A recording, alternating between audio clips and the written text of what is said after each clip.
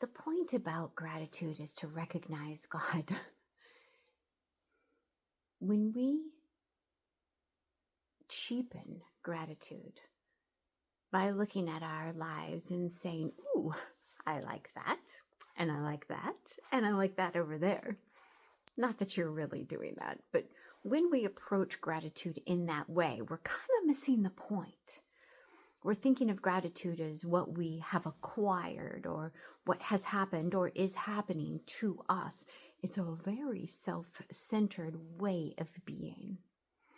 And often gratitude is looked at as like, hey, if you can appreciate what you already have, then the likelihood is that will grow. And we know with reticular activating system that what we focus on, we attract. It's really quite cool. And it can be, like I say, quite self-centered. So instead, as we approach this gratitude season, what about being grateful for the divine? The divine in our lives and the divine in us, the divine in our circumstances, the divine in our relationships, whatever. So the focus becomes very different. Instead of what can I be grateful for, which is cool. What can I be grateful for that's happening to me or in me or through me?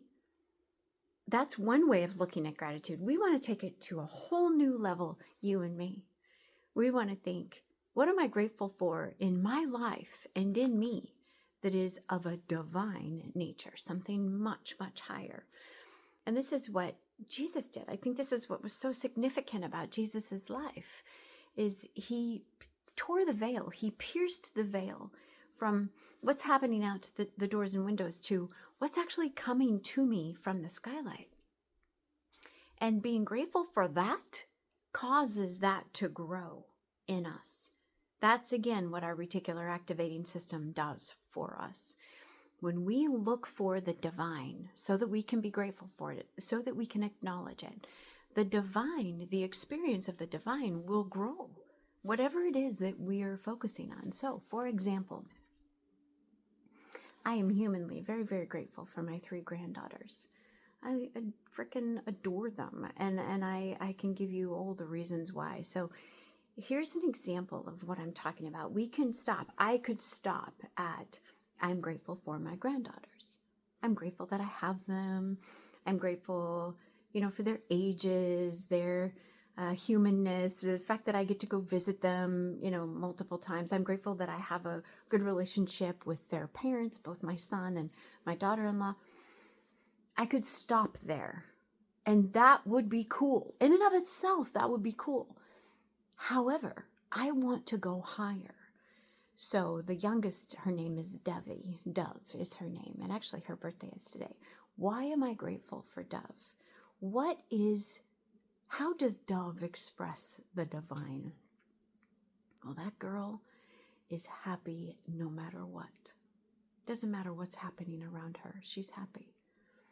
That's a divine quality. That allows me to get to know God through Dove, because I see the divine in her. So let me go to the next one. The next one up is Koya. Why am I grateful for Koya? Well, that little girl always has a smirk on her face. She is always being playful.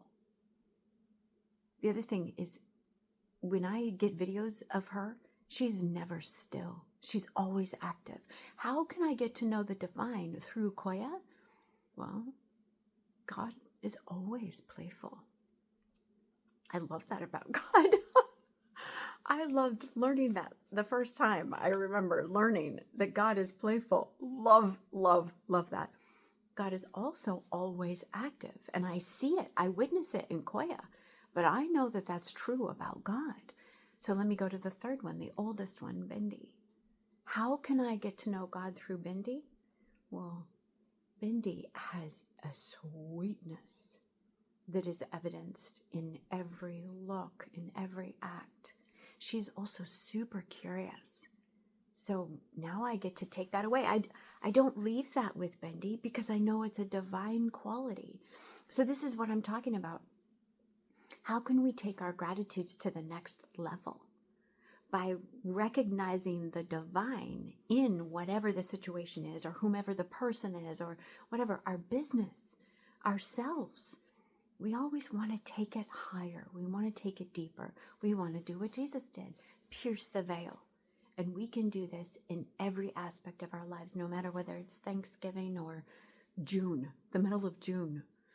We can and should be acknowledging the divine in every single situation, every time we can. And yeah, I'm not perfect at this, but the more we do this, the more that the divine will grow in our experience, because we're training our reticular activating system, our mental bird dog, to look for the divine in everything. And the more we look for it, the more we'll find it because of our reticular activating system. I love you guys. I'm so appreciative for you, and I'll be sending you another message on Thanksgiving morning as to why I appreciate you.